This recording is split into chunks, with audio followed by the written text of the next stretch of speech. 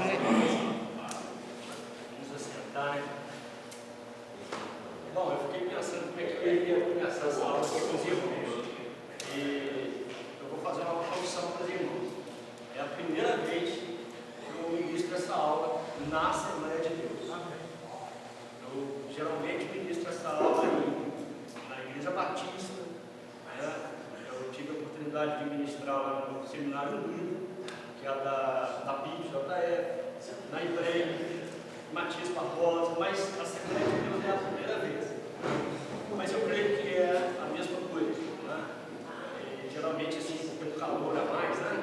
Porque nós somos pentecostais, e eu gostaria de que essa experiência nossa fosse muito boa, né? E eu vou me apresentar para os irmãos, depois eu quero ouvir mais ou menos os irmãos, assim, rapidamente, uma síntese, né? Em poucas palavras, o nome, não vou gravar o nome dos irmãos assim de pronto, eu iria levar umas 3 décadas, né, para mas os irmãos contarem também a experiência que os irmãos têm com essa matéria, se alguém já fez, eu sei que o irmão já fez, ou se nunca fez, é a primeira vez, porque eu preciso nivelar os irmãos, né, para mim poder ter uma base de partida, tá? Por isso que eu não preparei a apostila, porque senão eu estaria aí, talvez puxando o irmão que está mais adiantado, o irmão está atropelando que está mais atrasado. A minha história com o grego surgiu há mais ou menos uns 15, uns 16 anos atrás. O meu irmão fez o seminário lá no Santo Antônio, católico, lá em cima na Rio Branco. Ele chegou em casa falando algumas palavras diferentes, eu comecei a me interessar, e eu até contava com o irmão ali, ele me deu uma apostila da igreja luterana, uma apostila de grego, e eu fui estudando, né, e por coincidência ou não, da mesma forma que o irmão estudava dentro do ônibus, eu também me pus a estudar, né, a ler, a me interessar. Estudar grego é como estudar um outro idioma. Nós precisamos nos alfabetizar. Sem a alfabetização você não consegue vencer aquelas barreiras. Só que no caso do nosso grego, que é o grego Koiné, ele tem uma dificuldade a mais, porque é uma língua que não é mais falada, né? Então hoje na Grécia não se fala esse grego que nós vamos aprender aqui, mas ele é possível de ser aprendido como um instrumental, como um grego instrumental e uma ferramenta muito importante, muito valiosa, assim como o hebraico, assim como o latim, o aramaico, para o aprendizado cristão. Por quê, irmãos? Deixa eu colocar aqui. O grego é uma ferramenta, ele é como uma ferramenta. E eu considero o grego como uma base para outras disciplinas. Tá? Do grego, você tem como suporte, né? O grego serve de suporte, por exemplo, para a crítica textual, que eu também ministro essa aula de crítica textual. Ele é a base para a exegese, e ele é a base também, talvez, de uma das mais importantes, que é a homilia, que é aí a matéria suprema para mim, que é a mensagem, porque ali no culto é que você vai ensinar alguém. E se você não tiver, eu não estou dizendo que o grego seria o essencial, mas toda pessoa que tem esse conhecimento, ele tem segurança para a sua exposição da palavra de Deus, que é a sua pregação, que é onde que ele vai subir no púlpito e vai garantir que aquilo que ele está falando é correto, é a verdade última. Por quê? Ele está seguro por uma base que é o grego e o hebraico. Você tendo essa base, a sua pregação, garanto eu, é bem mais segura. Não estou dizendo que alguém que não conhece o grego não pegue com segurança que a sua mensagem não seja uma mensagem de Deus, é isso. Mas é que nós vamos ver em alguns momentos a importância de se saber um significado da palavra. E aí nós vamos aprender alguns termos como domínio semântico, por exemplo, o significado daquela palavra na boca de Paulo, por exemplo. O que ele quer dizer com aquilo? Ou, como ocorre em outros idiomas, por exemplo, em inglês, uma palavra em inglês pode ter outro significado e levar as pessoas a entenderem a mensagem diferente. Isso aconteceu, é por isso que eu estou dizendo isso. Para você ter segurança que eu vou prender o significado dessa palavra e eu estou garantindo que não é o outro significado, não é outra forma de pensar, é essa. Amém? Amém. Então a minha experiência com o grego começou aí, e como eu disse para os irmãos, eu ministrei aulas mais na Igreja Batista e estou aqui tendo essa experiência com os irmãos. Eu sou o pastor Marco Aurélio, pastor auxiliar ali do pastor Cláudio, lá no bairro Aparecida, tá? Ministério que era afiliado a Petrópolis, e hoje eu dou aula lá de escola bíblica dominical. Tá? Eu vou dar aqui a oportunidade para os irmãos se apresentarem rapidamente e me contar aí a experiência que os irmãos têm com essa língua. Tá? Antes de passar a palavra para os irmãos, eu, quando mais garoto, eu sempre gostei de Bíblia, né? Eu acredito que a história nossa vai se confundir muito, né? Eu sempre gostava de estudar a escola dominical, a revista, e lá na revista da escola dominical, quem é mais antigo aí, ou quem tem essa carreira da escola dominical, lembra que vira e mexe na revista da escola dominical aparecia lá uma palavra e uma explicação daquela palavra em grego. E dali também eu comecei a me pender para essa área, né? Então a minha história começa assim. Vamos começar com ele rapidão e a gente faz essa fileira, vai lá no irmão, volta, vamos fazendo essa dinâmica aqui. Meu nome é Israel. Nunca tive uma carta. Israel, então, é a primeira vez que ele está tendo contato com a gramática, né? Com a gramática. Porque eu tenho certeza, gente. Algum verbo ou outro e tal, mas Os de irmãos novo e tal, já li alguma coisa mais. Nunca tive nada mais aprofundado. Eu vou até reformular a minha pergunta, porque o brasileiro, ou aqueles que falam português, tem contato com a língua inglesa, com a língua grega. Lembra lá dos radicais gregos, né? Aqueles sufixos, por exemplo, a palavra oftalmologia, ela é toda grega, né? Mas eu digo assim, com essa matéria. Meu nome é Roselino, sou da Assembleia de Wilson, e com a gramática grega não tem problema. Josué, nós tivemos, até com o pastor Edson mesmo aqui, no Bacharel Livre, né, pastor Edson? Tivemos contato de 4 aulas também, bem básico assim, mas deu para ter uma noçãozinha.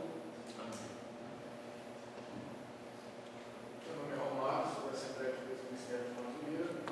Meu contato com o grego é muito raso, superficial. Claro que é uma palavra ou outra, acho que a gente consegue encontrar algumas definições, mas em relação a aprofundamento na gramática, muito raso.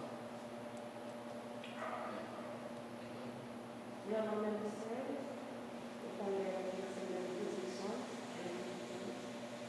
e eu tenho. Também não, com essa matéria. Não, primeira vez.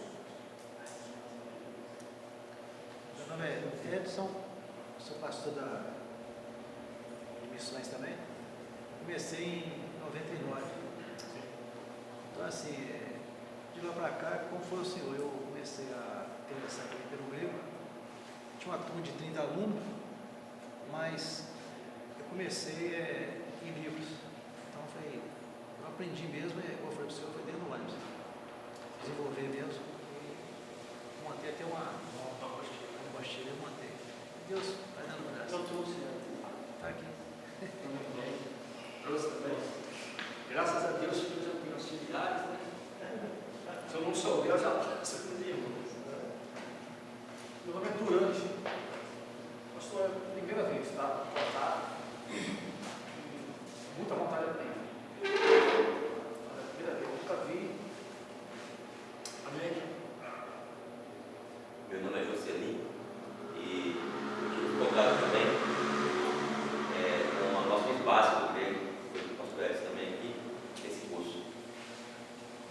deles. O irmão está chegando, a gente está fazendo uma apresentação, aí o irmão vai falar o nome e vai me dizer se já teve ou não contato com a gramática grega. Né? Meu nome é Rafael, primeira vez. Primeira vez. Adriano, a primeira vez também que eu vou estudar. Meu nome é Maria José, sou da Igreja Batista em São Pedro e nunca tive contato. Igreja Batista de São Pedro, Na Vitória. da Vitória, pastor Biratã. Não, agora pastor Francisco. Ele foi de lá. Foi muitos anos, 25 anos. Ele é professor de grego também. Mas aí,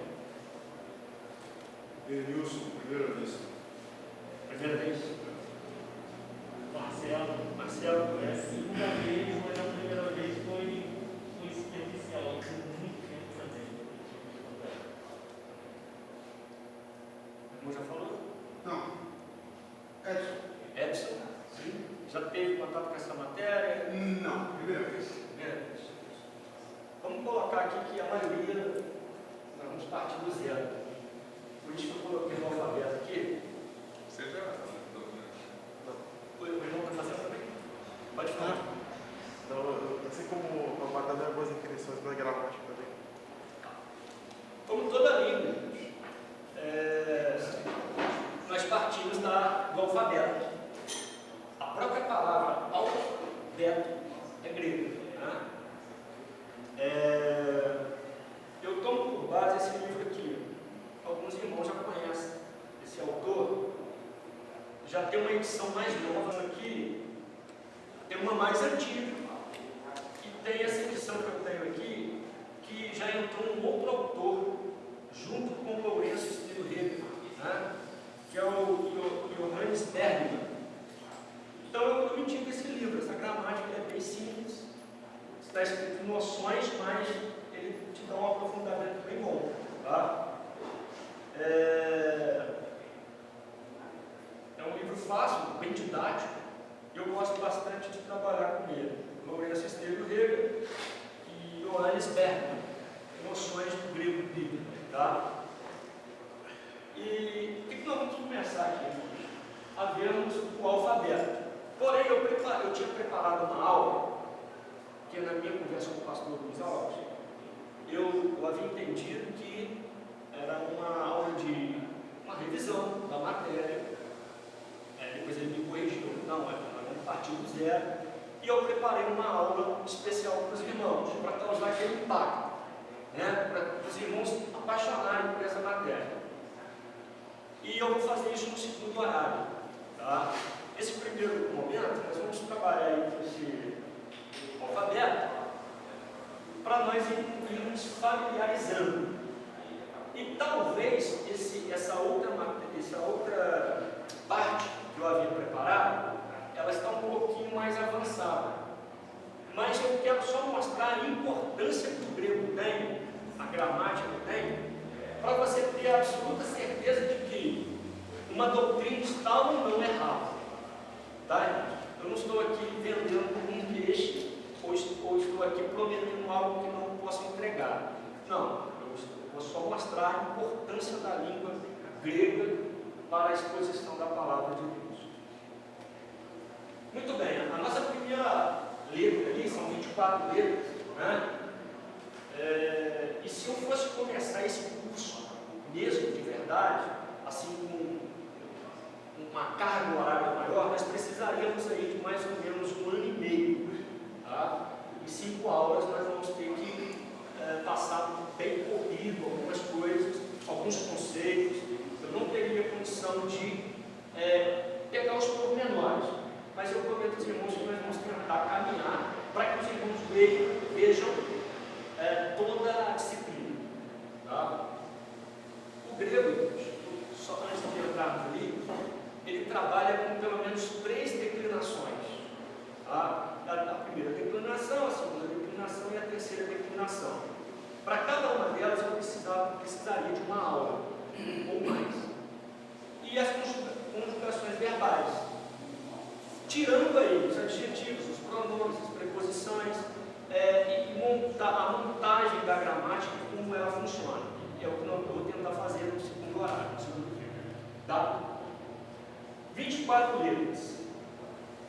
A primeira letra é essa letra aqui, ó, que os irmãos conseguem enxergar ali. Eu acho que esse não era muito bem, não. Cadê o meu? Esse é o permanente?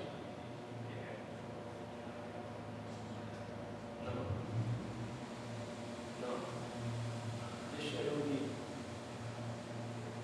Ainda novamente aqui.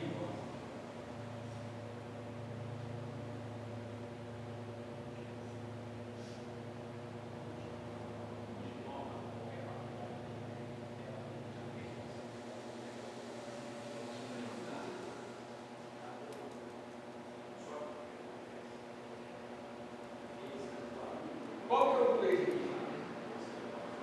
Não sei qual que é o inglês. Alguém sabe? Aí eu sou pergunta.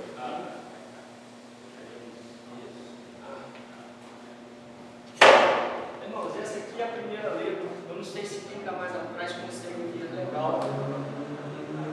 Mas ela é a letra alfa. Os irmãos provavelmente já ouviram falar dessa letra. A letra alfa. E do lado, nós temos a correspondente dela no português. Então você tem aqui o caractere grego e a sua correspondente em português. Tá? A letra alfa, ela corresponde ao nosso A. A princípio, o nosso A. Tá? Então não tem grande mistério aqui. Alfa é igual ao H. A segunda letra aqui, consegue ver legal? É o beta. No grego moderno, por exemplo, já não se pronuncia com som de B, se pronuncia com som de V. Tanto é que alfa vita, né, no grego moderno. Eu até vou contar a história dessa letra dos irmãos aqui, que é muito interessante. Como que nós sabemos a pronúncia do grego koiné?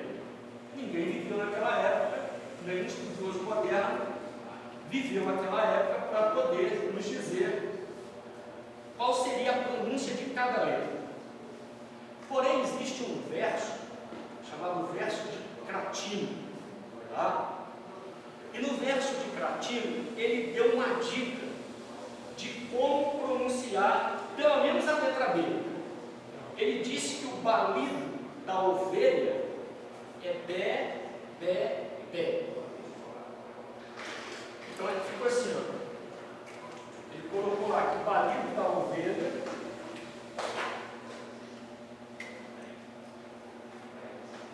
e a pronúncia moderna exigiria que fosse lido como um vi.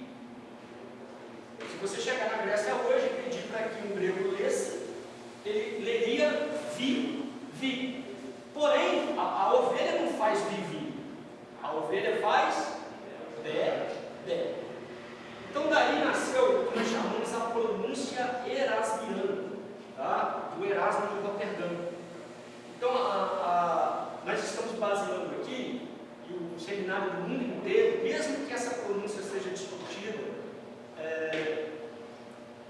ficou meio que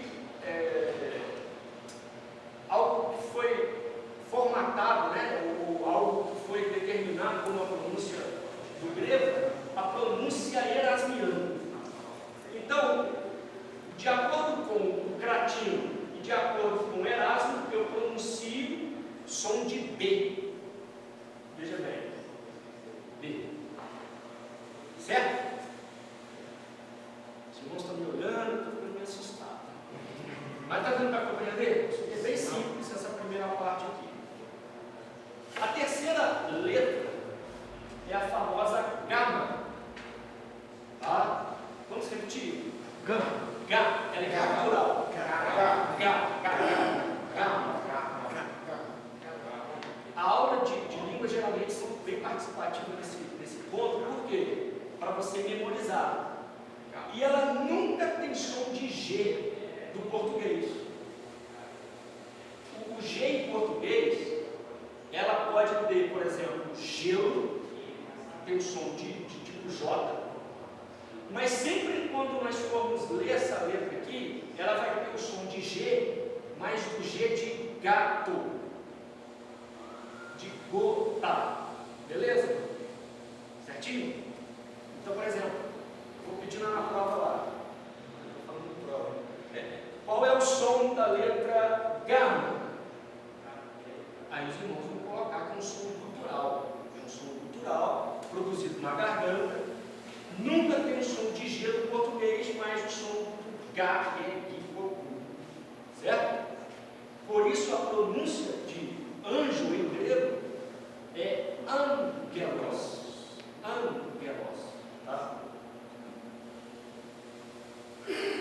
A quarta letra aqui é o del.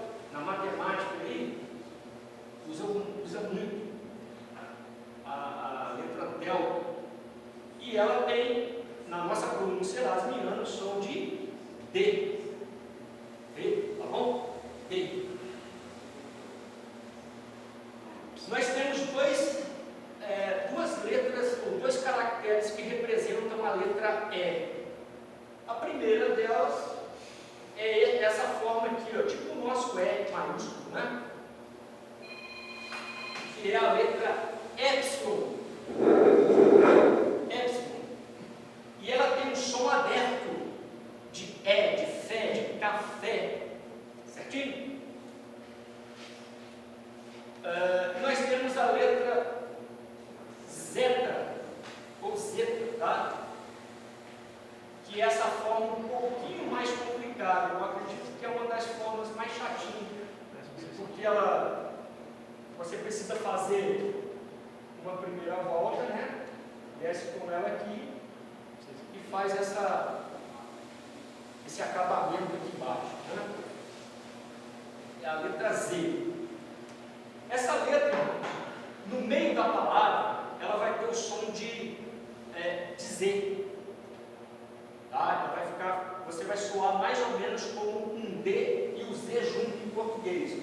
Ali está como Z, porque isso vai variar de gramática para gramática. Mas geralmente ela corresponde ao D e o Z. Ah, mas se eu pronunciar só como Z, se eu conseguir entender, amém. Tá? Isso aqui é uma regra mais caprichosa, vamos dizer assim.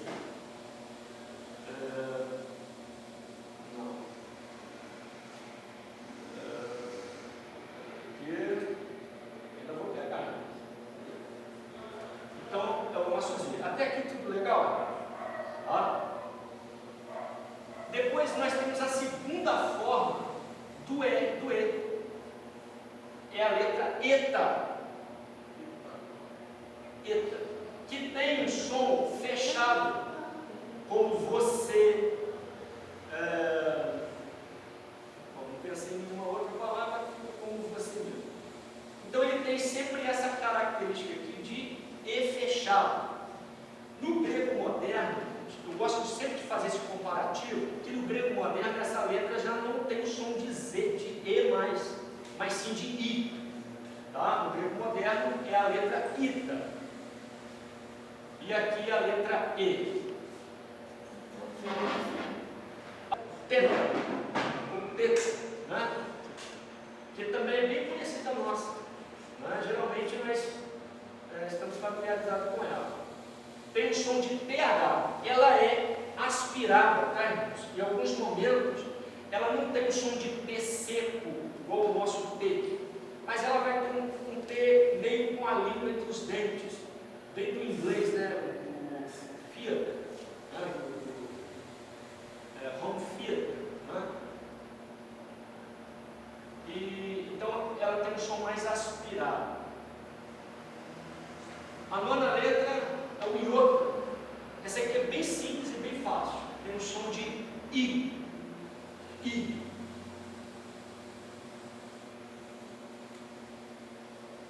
A 10ª letra é o capa. Capa. Que é o nosso K em português. Tá? Tá? Na verdade, o português pegou essa letra aí, né? Daí. A 11ª letra é o lambda. Lambda, que tem o som de L. Mas o som L no português, em alguns momentos, tem a vocalização de U. Né? Jornal, por exemplo, termina em L, mas o som é de U. Esse fenômeno não ocorre na letra, na língua grega. É sempre com o som de L mesmo. L, L. Né? A ponta da língua toca o céu da boca. L, Adelo, Fos, por exemplo. O que nós vamos fazer no primeiro exercício aqui, irmãos? Eu vou pronunciar a letra até esse momento, até a letra do número 11 ali. E os irmãos irão repeti-la. Amém? Então vamos lá. Letra alfa. Entenda aqui, ó, que tem um L no meio, tá? Eu acabei de dizer que o L não tem o som de U, sim de L. Então é alfa. Alfa. Pode, irmãos, no grego você vai ter que fazer biquinho mesmo. Pode ficar despreocupado, tá? Vai abrir a boca, não tem problema não. Todo mundo vai entender que você está falando grego. Então vamos lá. Alfa. Beta. Gama.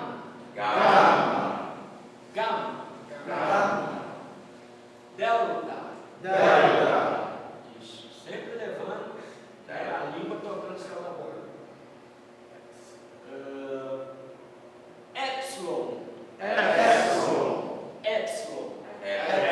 Que é o nosso som aberto, né? Zeta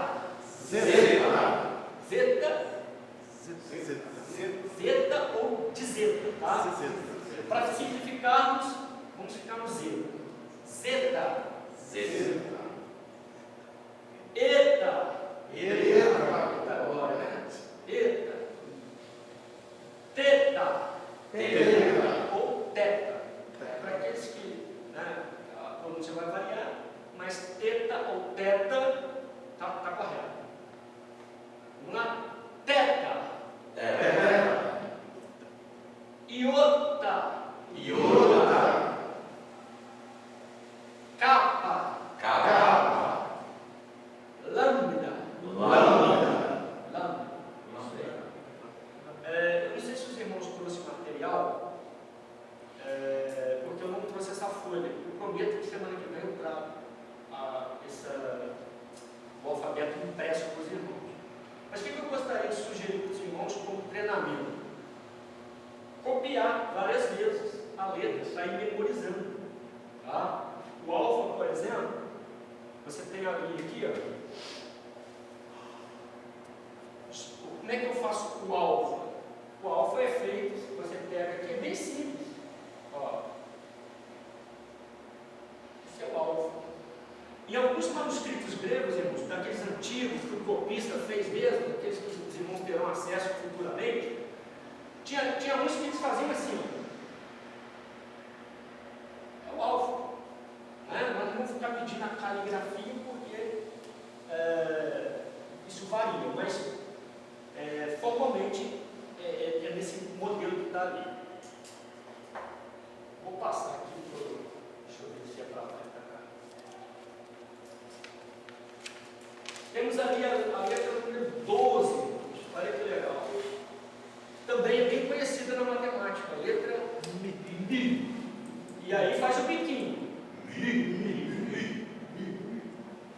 Que corresponde ao nosso M, sem mistério nenhum. Vai aparecer uma palavra que tem a letra Mi e você vai pronunciar com o som de M, tá? A pronúncia é o som de M, o nome da letra é Mi. A 13ª é a Ni, que tem o som de N.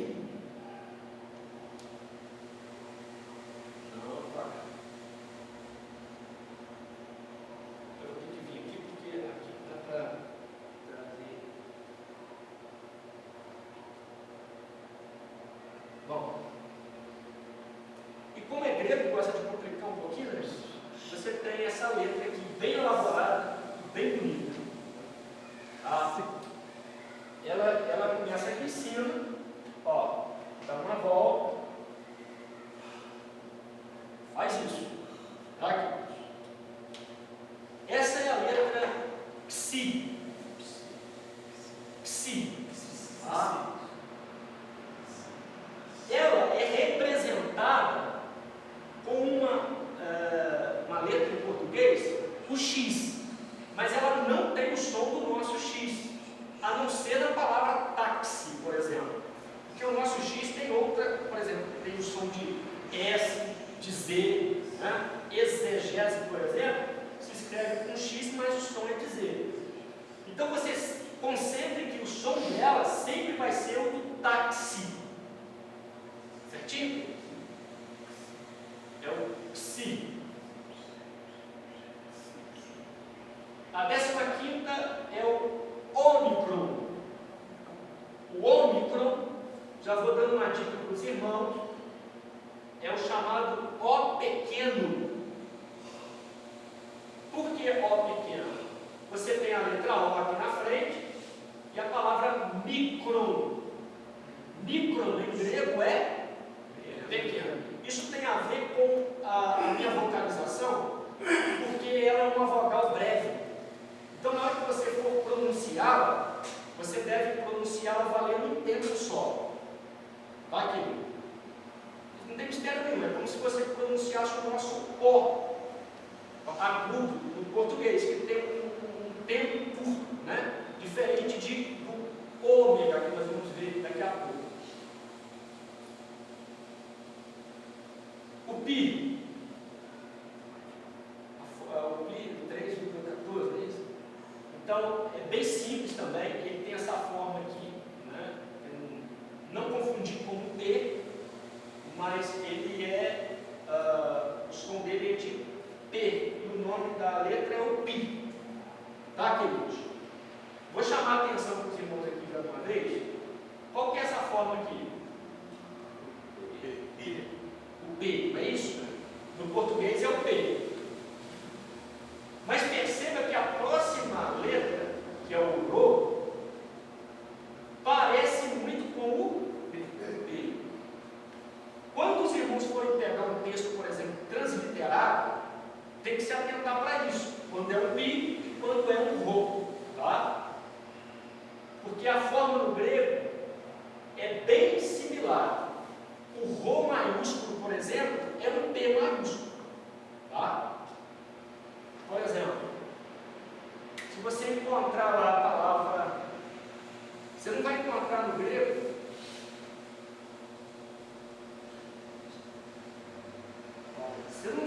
essa palavra no grego, porque isso aqui é um Rô maiúsculo. Você vai encontrar no lugar dessa letra, você vai encontrar Pi maiúsculo, que é assim, Paulos, tá?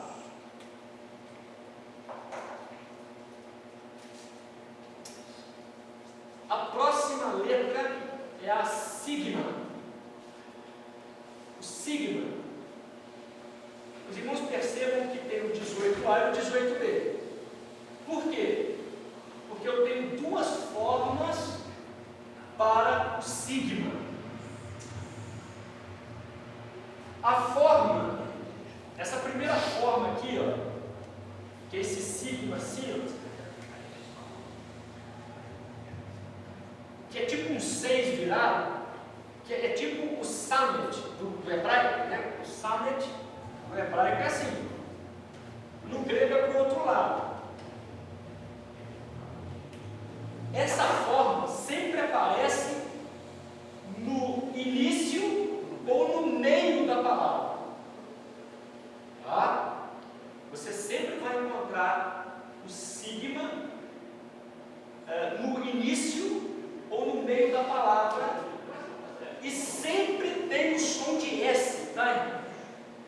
Sempre terá o som de S, nunca o som de Z, como na palavra casa no nosso português. A palavra casa, perceba que tem o S aqui entre vogais,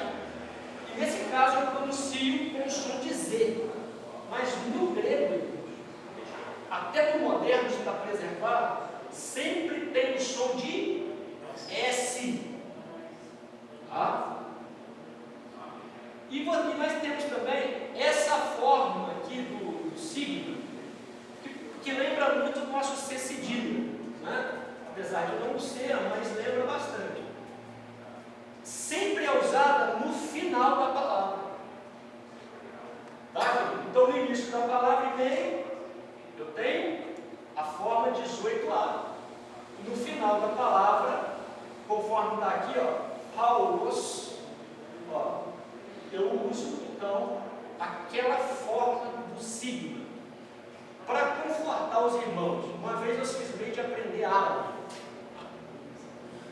E aí eu desisti. Por quê?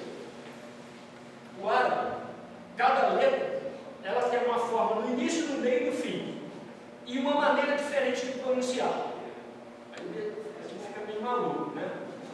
No grego, isso é bem mais simples. É somente essa palavra aqui que tem essas duas formas.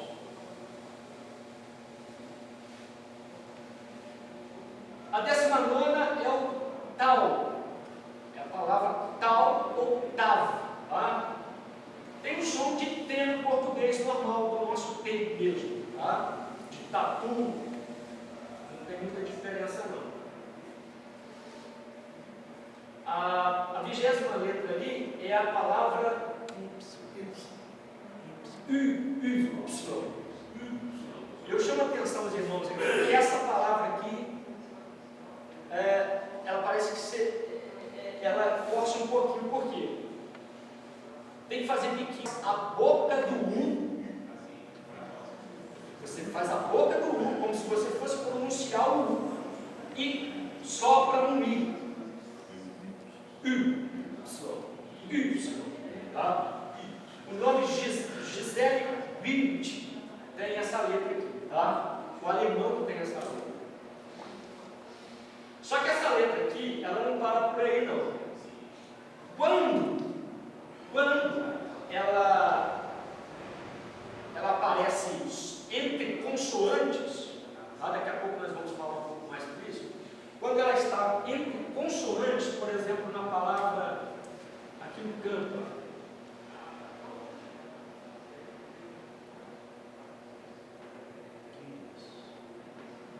ela vai ter o som de U. Kyrios. Tá? Kyrios. Perceba que ela está entre duas consoantes, a consoante K e a consoante Rho. Tá? Como eu pronuncio? Kyrios, que é Senhor. Né? Mas quando ela aparece formando ditongos, por exemplo aqui, o alfa com o Y, formou um ditongo. Aí sim ela vai ter o som de U. Como que eu pronuncio isso aqui? Paulos, ou Paulo, né? Paulo em português. Paulo. Perceba que o L, o lambda, né? Ele manteve Paulo, né? E o ditongo aqui, o Y aqui, está fazendo o som de U. Até aqui, tranquilo? Mais ou menos. Então, vou entregar uma prova agora para a gente. Eu passo. Hein? Eu passo. Passa a vez? Não, meus irmãos. Nós vamos chegar lá. Observação. Entre consoantes tem o som de Y. E quando estiver em ditongo, formando um ditongo, o som de U. A única exceção é quando você tem essa forma aqui, ó, o ômicron e o Y. Aí sim tem o som de U, tá? Porque no grego não temos o som U do português, senão nesse ditongo aqui, U.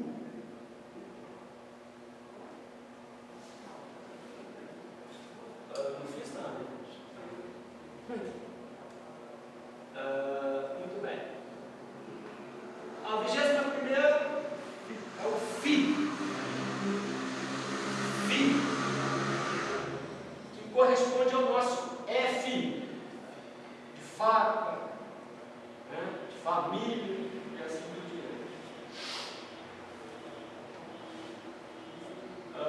A próxima letra, que é, olha bem, irmãos, para não confundir, ó. Aqui está no português, mas nós temos essa letra aqui no grego, que é a letra Ki. Uma observação sobre essa letra. Alguns gramáticos de grego vão pronunciá-la com um C ou um QU em português. Tá? Mas alguns gramáticos pegam um pouco da pronúncia moderna dela, que é a que tem um som de R. Vou exemplificar para os irmãos aqui. Irmãos, eu acho que esse material não sai. Essa tinta não é permanente, não? Bom, eu fui iludido aqui. Pode rabiscar o quadro, mas se eu escrever aqui embaixo, os irmãos conseguem ver? A palavra bem famosa. Isso. Essa aqui, ó, é a palavra graça, né? Ou dom. Alguns gramáticos vão pegar essa primeira letra aqui, que é o nosso ki, e vão pronunciar como caris, né? Caris. Porém, existe uma outra forma de dizer que é raris, porque ela é cultural, o som sai na garganta, então fica áspero. Raris. Qualquer uma das pronúncias será aceita, tá? Aceita. Algumas pessoas fazem questão, não tem que ser raris. Outros vão dizer, não, tem que ser caris. O importante é que nós sabemos que é graça. Amém? Essa aqui os irmãos conhecem, eu tenho certeza. Quem faz psicologia conhece o tridente ali, né? É o psi, de Apocalipse, né? Tem esse som mesmo, de PS, psi. E a última letra é o ômega. Também tem aquela dica do mega. O mega significa O grande. Ômicron, O pequeno, o curto. Ômega, o O grande. Significa que ele vale 2 tempos do ômega. Certinho? Vamos fazer o exercício então de pronunciar essas letras aí. Tá? Vamos lá. Xi. Ômicron. Pi. Rho. Sigma. Tau. Y. Fi. Ki. Ou ri. Pode falar. Ri. Na garganta. Ri ou ri. Eu gostei da pronúncia ki. Segue com ela. Eu gosto da pronúncia ki, tá? Mas um ou outro autor vai dar uma preferência para o som mais modernizado. Né? Psi. Ômega. E tem esse chapeuzinho como vovô. Né? Ele é mais fechado. Ele tem esse. No grego nós não falamos acento, na verdade, nós falamos tom. Tá? Porque é meio que cantado, é meio que lido. Tá? O que eu vou pedir aos irmãos aqui, rapidamente? Eu vou pedir aos irmãos, como primeiro exercício, para copiar esse alfabeto. E eu vou precisar de beber uma água ali. Uma vez só. E em casa os irmãos pratiquem a escrita. Se não me dá licença, só um minutinho para eu tomar água.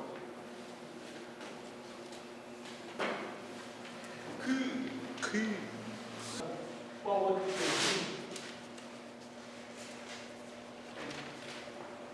o sigma. O sigma é bem simples.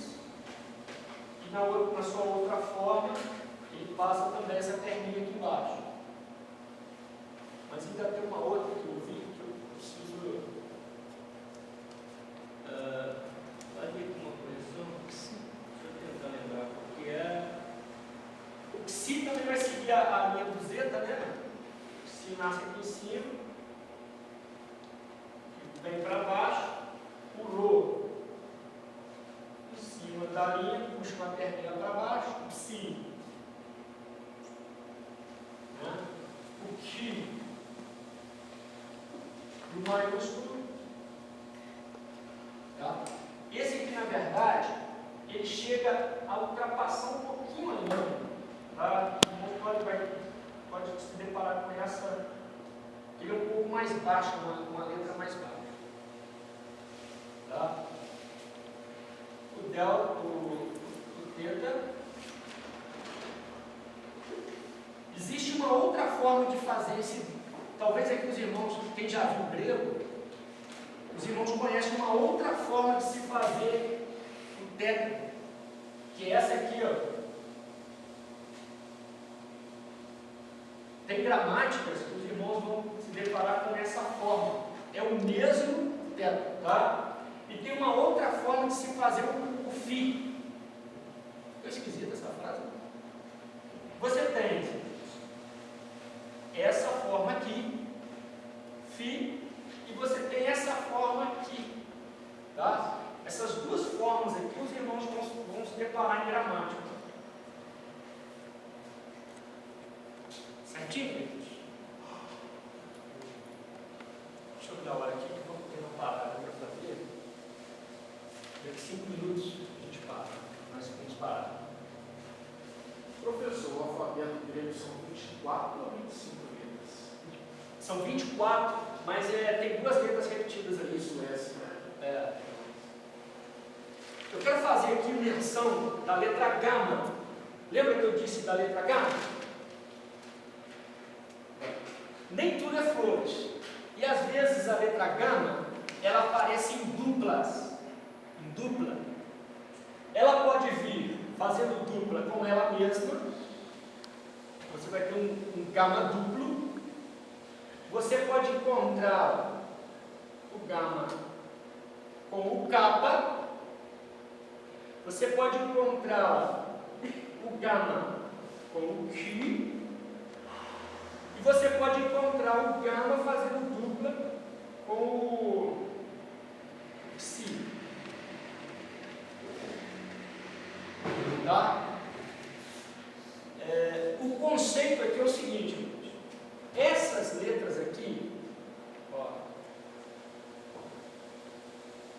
são chamadas de gutural. Pode colocar aí no papel aí, gutural.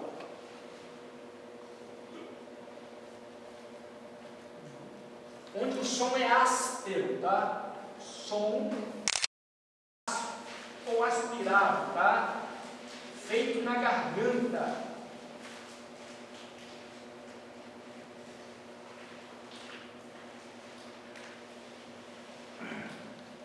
Aqui, ó. Nós brasileiros temos dificuldades. Tem um estudo que conta que o pessoal lá do Oriente, eles têm maior facilidade por causa da corda vocal deles. Ela já nasce, né, treinada para esses tipos de som. Com o tempo eles desenvolvem essa corda vocálica para falar esses sons melhores do que nós. Mas nós conseguimos chegar bem perto disso. Então é som feito na garganta. Eu discuti com o irmão ali, nós conversando, né, sobre a pronúncia do que. Uns vão preferir o som que e outros o ri. Tá? As duas estavam certas. Tá? Agora perceba o seguinte, irmãos. Antes dos irmãos copiarem, dá um segundinho de atenção, porque isso aqui é importantíssimo. Quando você tem o gama vindo em dupla assim, fazendo dupla com uma outra gutural, o primeiro gama tem o som de N. Então esse primeiro cara aqui, ó, ele terá sempre o som de N. Vou te dar um exemplo prático para isso.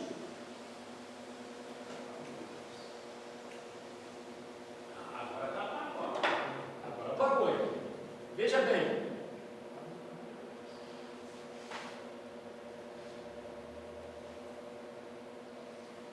Vamos reconhecer letra por letras, irmãos.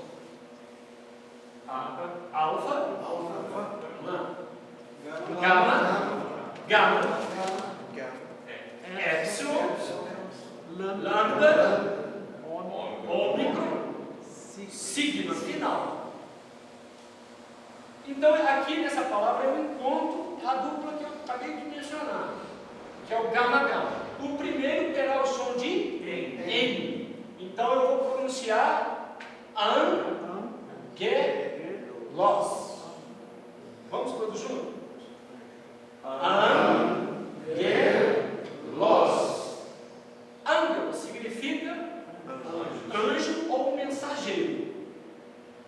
E aí é a questão do domínio semântico que eu disse.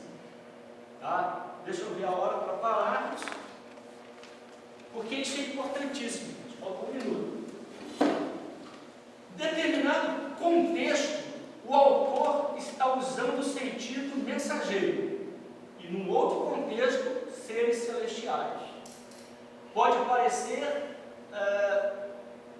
bobagem, não encontrei uma palavra melhor, perdoe.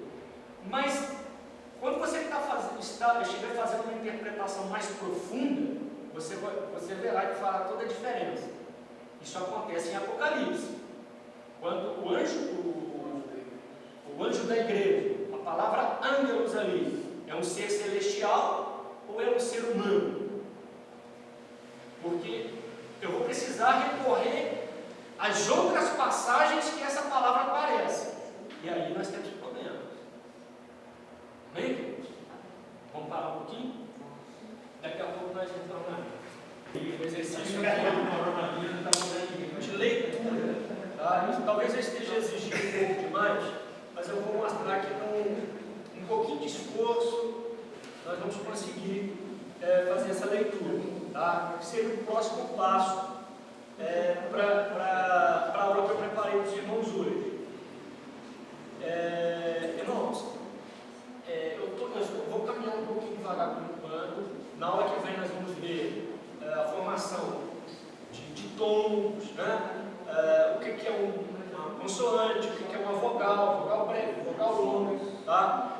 E já de pronto nós vamos entrar nas declinações, tá? Mas hoje eu já inicio essa questão da declinação dos irmãos. Baseado no alfabeto que os irmãos têm aí, e que vai ser projetado aqui, nós vamos fazer uma leitura simples por enquanto, tá? Nós já lemos essa palavra aqui, né? Que é a palavra facílimo, né? Agora vejam bem, essa palavra aqui, ela, que letra é essa? Iota. Sempre, nós estamos no grego. Iota. Certo? Essa segunda letra é a letra Eta. A terceira letra é a letra Sigma, que é a sigma que começa uma palavra ou está no meio de uma palavra. Certinho? Amém? Os irmãos vão dando glória a Deus aí para mim saber, tá? Se os irmãos falar misericórdia, eu já sei que eu tenho que voltar. Aqui nós temos a letra ômicron, seguida de um Y. Tá?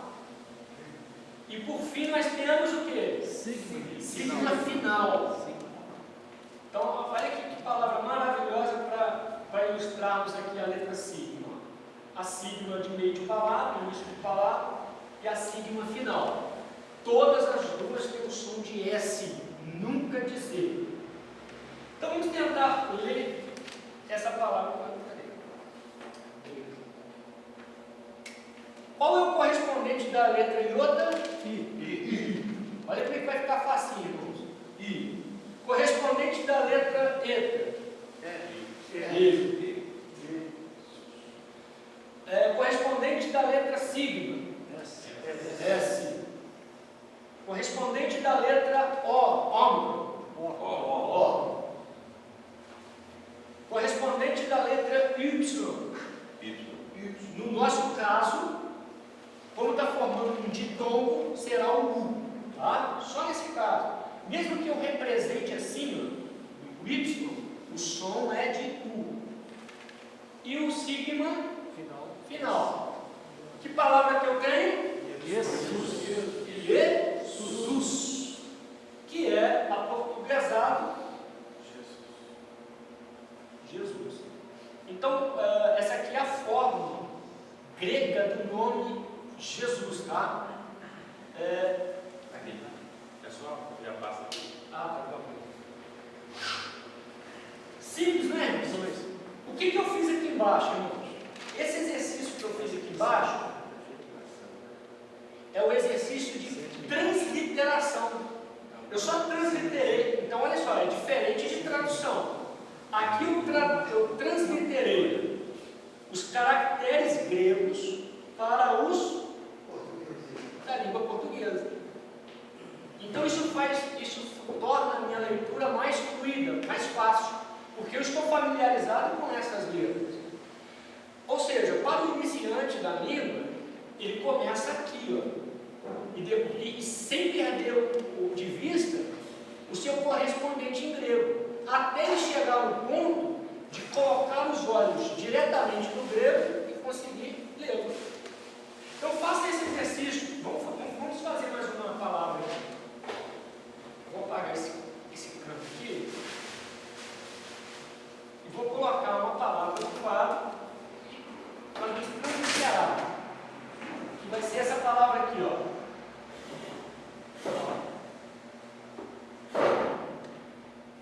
Simples também.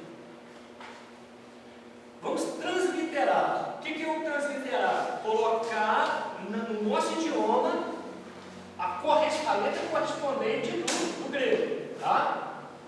O teta. Qual é a representação na língua portuguesa? E H. Eu não vou economizar porque está muito pequeno aí. Ó, E, H. O Epsilon corresponde ao E. O Ômicron corresponde ao O. E o signo? O S. Teos. Por causa do acento aqui, ele dá a entonação de subida. Teos. Olha que palavra que nós estamos bem familiarizados. Teologia. Né? Timóteo. Olha só, a palavra Timóteo.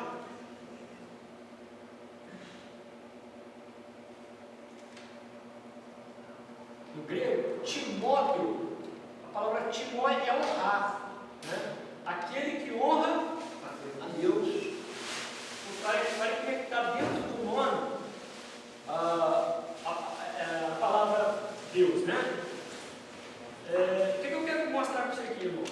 Fazendo esse exercício de transliteração, eu começo a assimilar o caractere em português, sem perder de vista o caractere em grego, e depois eu vou começar a utilizar menos esse método para mim, ou para a pessoa, ficar somente com o grego. Certinho? Dentro disso, irmãos, vamos ver essa palavra aqui, ó. Eu quero que os irmãos transliterem para mim aqui agora. Ó, eu tinha colocado ali embaixo, mas não subiu.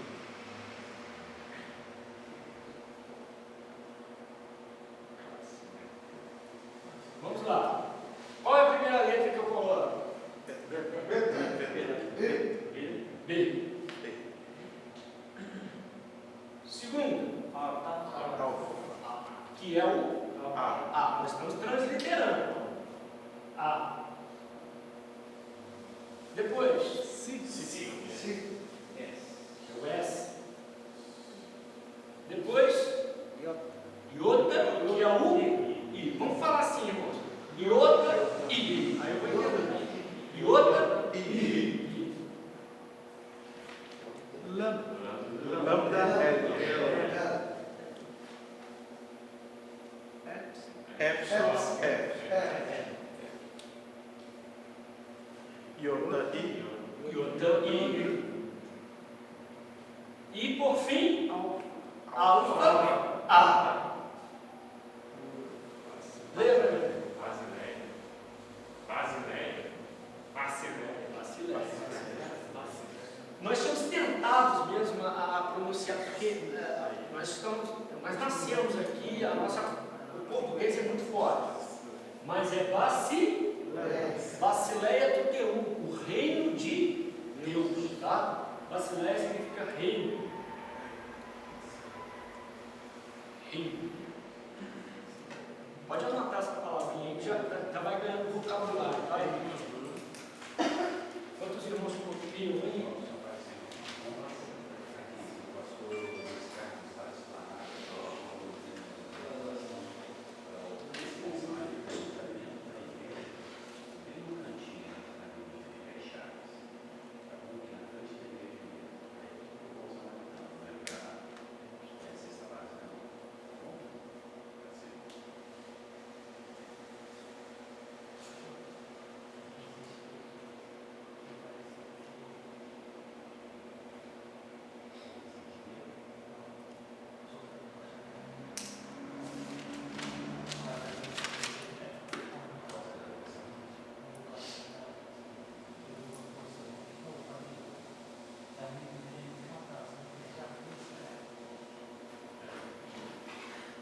Irmãos, eu quero depois, eu não sei se, quantos estão dispostos aí? Só 2? Amém. Nós vamos fazer um teste, depois eu vou até conversar com, não sei como é que é a metodologia do curso dos irmãos. Eu geralmente dou uma prova, mas a prova que eu gosto é uma prova de leitura. Geralmente no curso que eu ministro, eu não dou muito prova escrita, não. Eu gosto da prova de leitura. Como é que funciona isso? Nós pegamos um texto, nós vamos treinar esse texto. Geralmente eu aplico esse tipo de prova. Treina o texto e lá na PIB nós fizemos, lá no Martins nós fizemos. E quem avalia os alunos são os familiares deles. Como assim? Os irmãos, na verdade, nós iríamos caminhar juntos, nós iríamos aprender essa pronúncia, e os irmãos, a turma toda, reunida, ia recitar para a igreja ou para os familiares o que aprendeu, pelo menos aquele texto. Por exemplo, o Pai Nosso, em grego, o Pater Remon. Aí nós iríamos treinar esse Pater Remon e depois marcaríamos um dia, que seria o último dia, e apresentaria na igreja. Porém, nós temos um problema, né? Os irmãos sabem dessa questão que nós estamos vivendo, e a quantidade de aulas. O que nós poderíamos fazer é o seguinte: nós treinaríamos a pronúncia do Pai Nosso, e eu mesmo daria a avaliação, ou de forma coletiva ou individual. Aí eu estou orando a Deus, que seria melhor. Estou esperando a resposta de Deus aqui. Os irmãos não manifestou, então. Amém. Já dividiu. Irmãos, eu quero.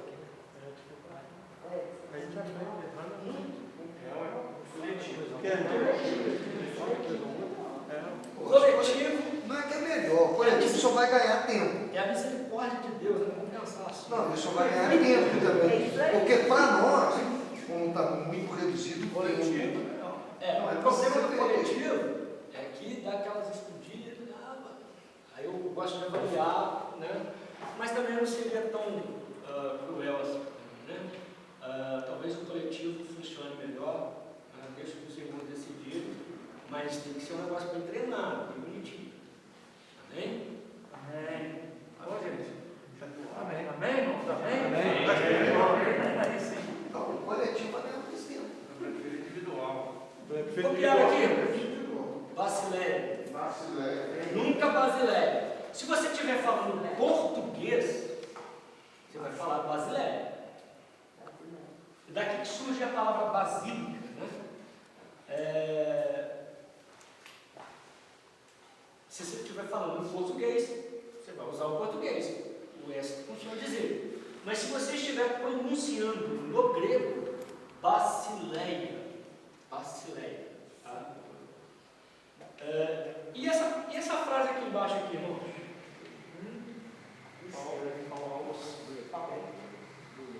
Vamos lá. Pi, alfa, y, lambda, ômega, sigma final. Como essas duas vogais aqui formam um ditom, eu pronuncio com o som de U, somente o Y, tá? Então vai ficar o P, o A, o U, o L e o O. O sigma não entra na nossa na tradução, porque essa terminação aqui, ela não indica plural, não, tá, irmãos? No português, quando uma palavra termina em S, geralmente ela está indicando o quê? Plural. No grego, o fato de terminar em sigma quer me mostrar a função sintática da palavra, que nós vamos trabalhar isso um pouco mais à frente, tá? Que no caso aqui, o Paulo, essa terminação aqui indica que o Paulo é o agente da ação do verbo, tá? Então é ele que está praticando a ação do verbo que está aqui à frente. Inclusive, se os irmãos repararem aqui, termina diferente, termina em ômicron-i. Essa terminação indica que essa palavra é a pessoa ou a coisa que está recebendo a ação verbal. Isso já é muito chique, irmãos. Depois eu vou colocar isso com mais carinho no quadro aqui. Mas a princípio eu não vou colocar o sigma final aqui não, tá? Então Paulo, que letra é essa? B. Lambda, epsilon, pi, D, epsilon, e outra, I. Olha só como é que vai ficar aqui, ó.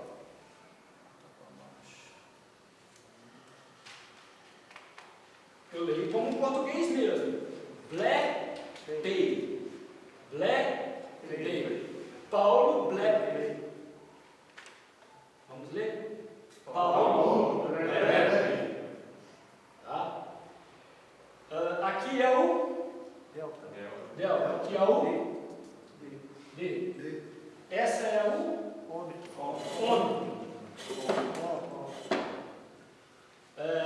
Essa é o Y.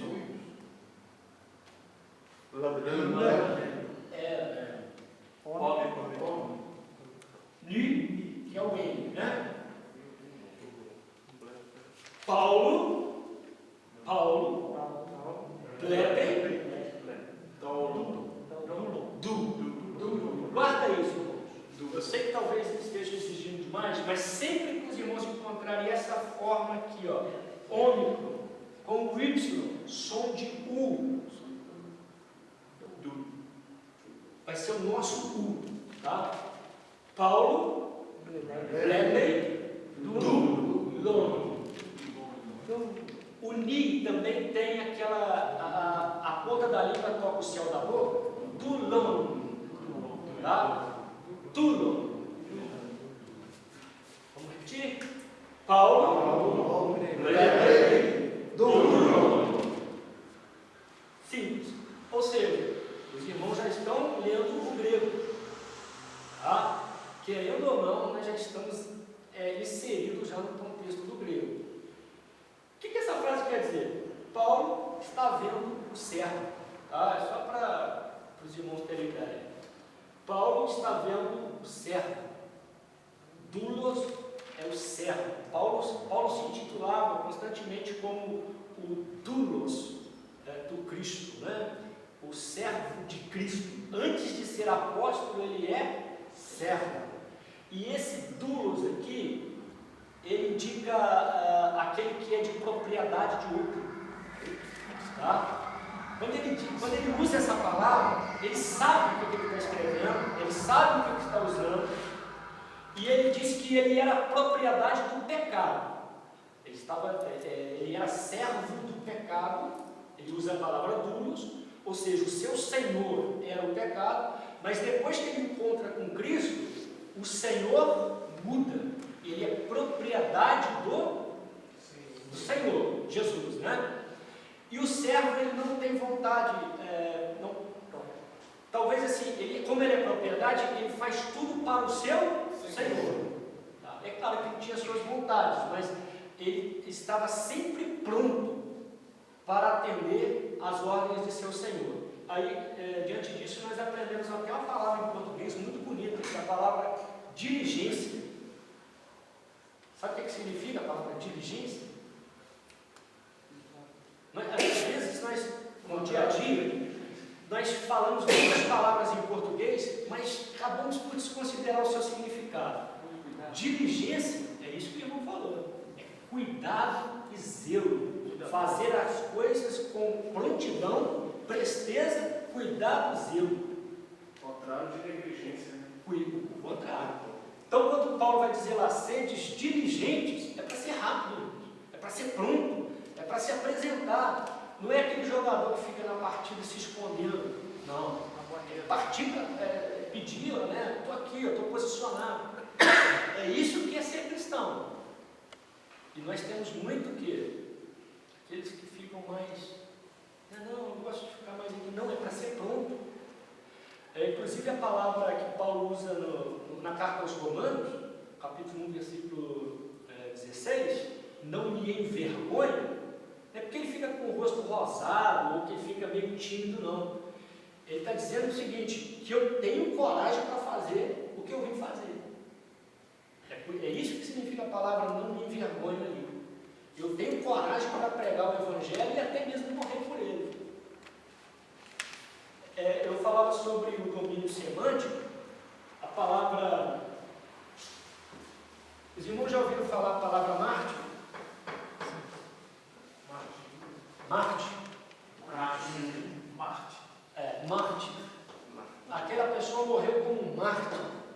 Ela é grega, essa palavra. Ó. Mártir.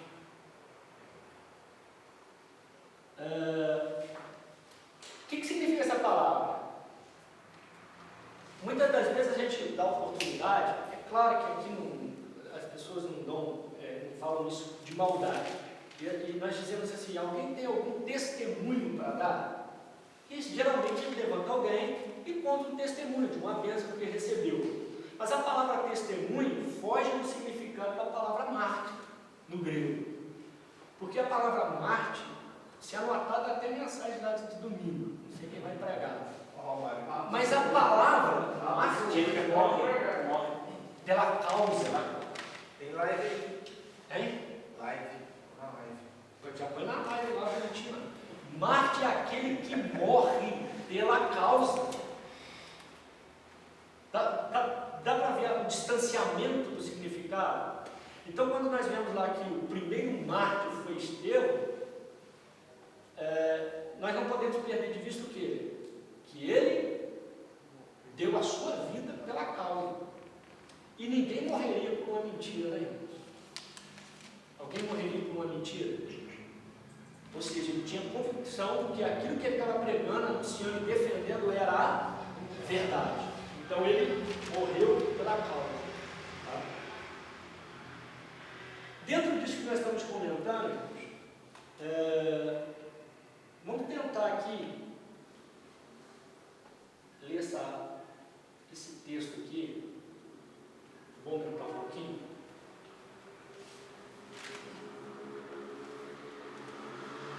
Qual é a importância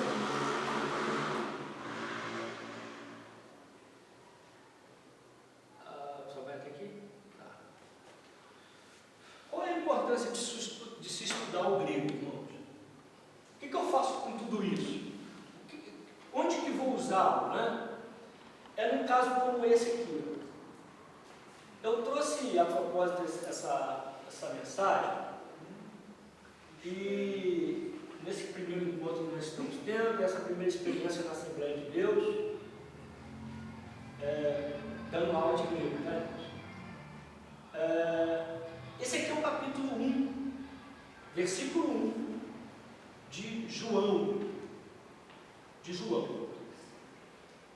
E nós, meus irmãos, eu sei que é do conhecimento de todos, se não for, fico feliz em estar abençoando e alertando sobre algumas coisas. É um dos versículos mais controversos e debatidos. Mas essa controvérsia e esse debate surge daqueles que querem distorcer a palavra de Deus. E como eu e os irmãos vamos combater essa distorção? Muito simples. Pelo próprio texto, pela própria estrutura do texto, pela própria forma em que foi escrito.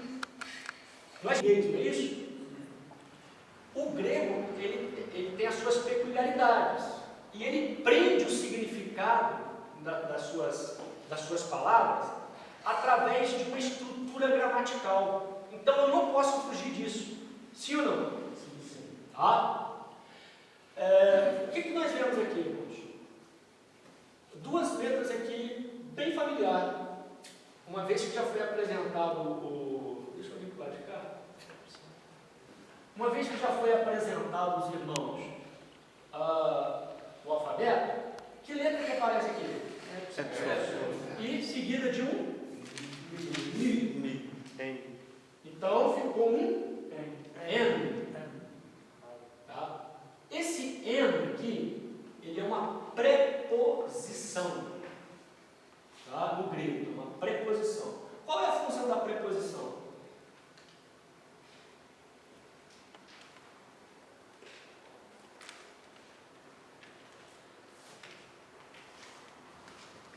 Não, no português mesmo.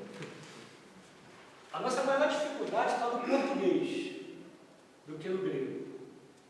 Então, quando eu pergunto qual é a função da preposição, muito simples.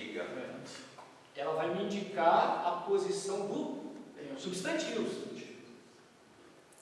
Certo? Ela está preposicionando, ela está dando a geografia do substantivo, onde ele está, o que ele fez, o movimento que ele está fazendo. Tudo isso na nossa mente constrói a partir de quem? Da preposição. Tá? E é justamente isso que ocorre. Essa palavra que vem a seguir é um substantivo feminino. Tá? Muito familiar nosso. Quem já ouviu falar na palavra arqueologia? Amém. Então aqui, ó, alfa, rho, o Q e o eta. Arque. Enarque. Vamos repetir? Enarque. Assim como ocorre no português, eu faço uma emenda do ni com a, fazendo só parecido com uma palavra única. Enarque. Tá? É porque essa palavra aqui, ela é uma palavra enclítica, né? Que ela vem antes da palavra do substantivo e ela soma o seu som com o substantivo. Nós fazemos isso constantemente em português. E quem é de fora, quando nos escuta falando em português, parece que é outra palavra que nós estamos falando, né? E assim também nós temos essa dificuldade para quem está falando inglês, que vai emendando aqui um monte de palavras, o alemão, então nem se fala. Então vamos lá. Enarque. Enarque. A palavra arque significa princípio. Tá? Princípio. Aí eu posso pedir na prova. Como é que chama? O significado da palavra arque? Princípio. E a palavra en é a preposição dizendo que em princípio, ou no princípio. Agora, olha que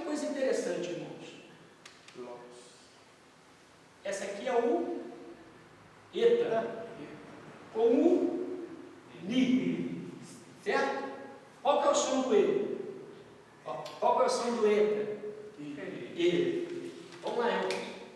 Som do eta? E. Perceba que a diferença do som desse N para esse N é quase nula. Eu pronuncio quase que a mesma coisa. Vai mudar um pouquinho no tempo dessa pronúncia, mas basicamente não tem grandes diferenças. Enarque, N. Só que a forma da palavra me indica que é uma outra palavra. Não é mais uma preposição. Aquilo ali já é um verbo, que é o verbo eni, que nós tivemos a oportunidade, é o verbo eni conjugado no imperfeito, tá? Na terceira pessoa do singular. Significa era ou estava. Era ou estava. Recapitulando, isso aqui é uma preposição, um substantivo e um verbo, tá? Apesar de pronunciar quase que igual, se não idêntico, são duas palavras diferentes. Olhando para o texto, você percebe isso com facilidade, mas um nativo falando, só quando você está muito aprofundado que você consegue perceber isso, tá? Isso acontece no português direto. Às vezes você vai usar a palavra manga, por exemplo, e a pessoa, mas essa manga é o quê? Manga de camisa? Aquela fruta? Né? Quem está muito acostumado sabe do que se trata, por causa do contexto e tudo. Essa aqui é o homem.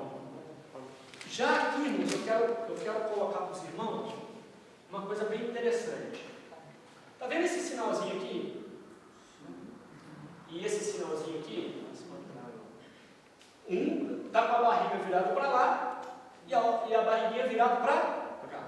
Esses sinais são chamados de aspiração no grego, ou espírito. Tá? Como é que chama esse sinal aqui? Aspiração ou espírito. Aspiração ou espírito. Quando a barriguinha está virada para aquela janela, não interfere na minha vogal. Tá? Então, olha só. Preservou o som de A. De ar que. Vamos falar? Ar que. Porém, quando a barriguinha está virada para o meu lado aqui, ele faz com que essa vogal ganhe uma aspiração. E eu vou soar essa vogal com um som de R. Tá? Então eu não vou ler como O, mas como RO. RO. Certinho? Alguma dúvida até aqui, irmão? Seja sincero. Tirar dúvida aí. Se você não aprendendo, ele vai dar dúvida aí. Tirar dúvida, vai falar misericórdia. Para cá. Para cá, para lá. Não afeta a minha pronúncia.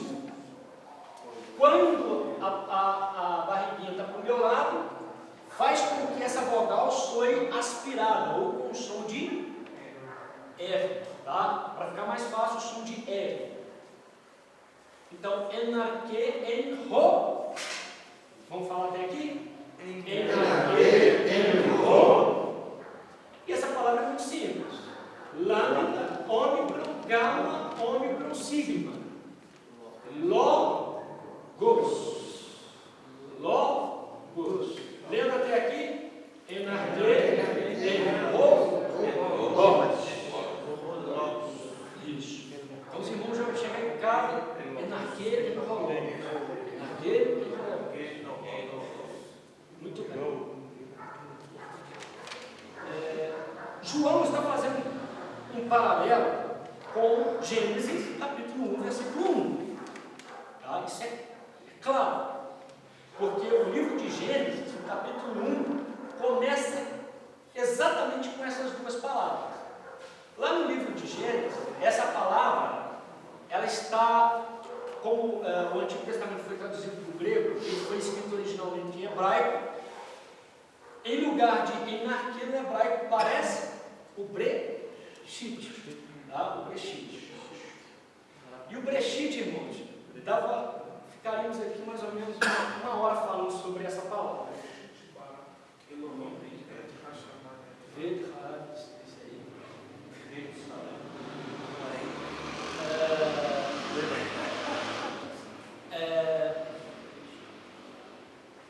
No princípio era o verbo.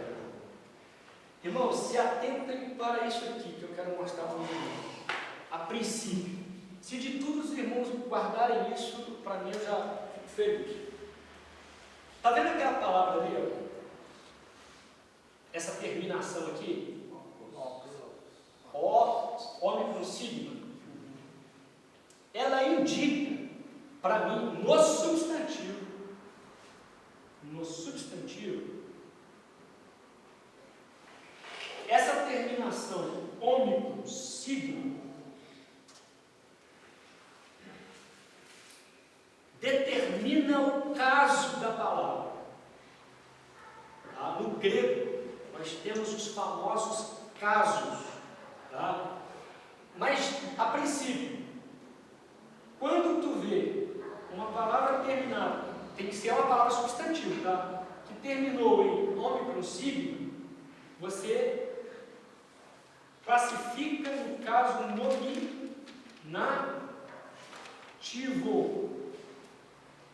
Qual que é o nome do caso? Nominativo. Então, vou fazer uma perguntinha para os irmãos. Em que caso está essa palavra? Nominativo. Porque termina em? Isso. Fala com convicção, diligência. Ômicron sigma é o caso nominativo. Agora, que caso nominativo é esse? É o caso do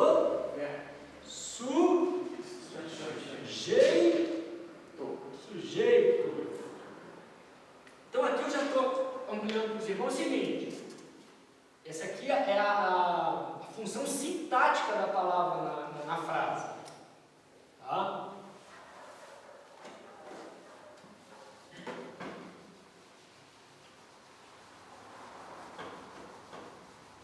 Olha que fácil, irmão.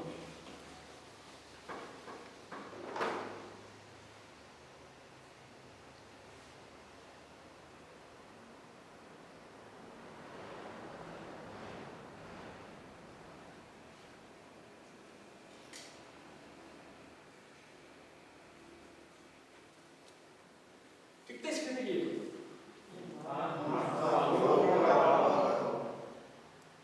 O Marco falou para a Laura. Qual que é o sujeito? E qual que é o objeto direto, ou objeto indireto, né? Laura fala para alguém. Né? Quem fala para, preposição, objeto indireto. Perceba o seguinte, o sujeito sou eu, né? Marco, Laura é minha filha, tá? Marco falou para a Laura. Agora eu quero que os irmãos invertam para mim. A Laura falou para o Marco. Coloque a Laura como o sujeito do verbo falou. Como é que fica? A Laura falou para o Marco. Certo? Eu não alterei a forma da palavra, sim ou não? A forma no português permaneceu a mesma. O que mudou foi a função sintática. De objeto indireto, Laura passou para ser sujeito e o Marco, que era o sujeito, passou a ser o objeto indireto. Mas eu não tive mudança na estrutura da palavra. Laura continuou sendo Laura e Marco continuou sendo Marco. No grego não funciona assim. A forma da palavra determina a sua função sintática. Amém? Muito bem. Então ali é o caso do sujeito. Enarque em logos. O logos estava no princípio. O logos era no princípio. Tá? Frisou isso aqui? Sim ou não? Sim. Não falo porque eu estou pressionando, não. Não falo que eu não entendi nada, sai fora. Então, olha só. A gente pode ir brincando assim, para poder assimilar, senão fica muito pesado. O que está escrito aqui, irmãos?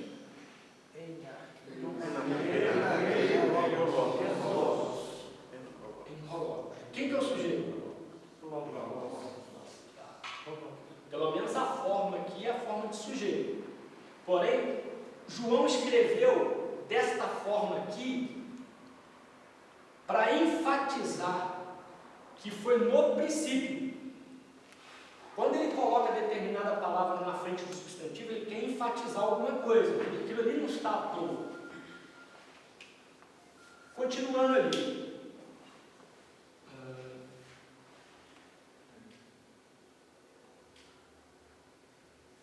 Muito bem. Aí nós temos aqui o kappa, o alfa e o iota, formando a palavra Kai. Kai é uma conjunção, tá? Essa palavra ela quer ligar uma frase na outra. Ela pode ser aditiva, né? Uma conjunção aditiva, dizendo que a ideia anterior continua, tá? Então é a palavra Kai. No português é a palavra e, mas pode significar também mas, tá? Esse aí já é mais para frente. Então, o que ele está querendo dizer aqui? Ele está colocando uma conjunção aditiva, dizendo que a ideia é que vai continuar. Não parou por ali. E, logos,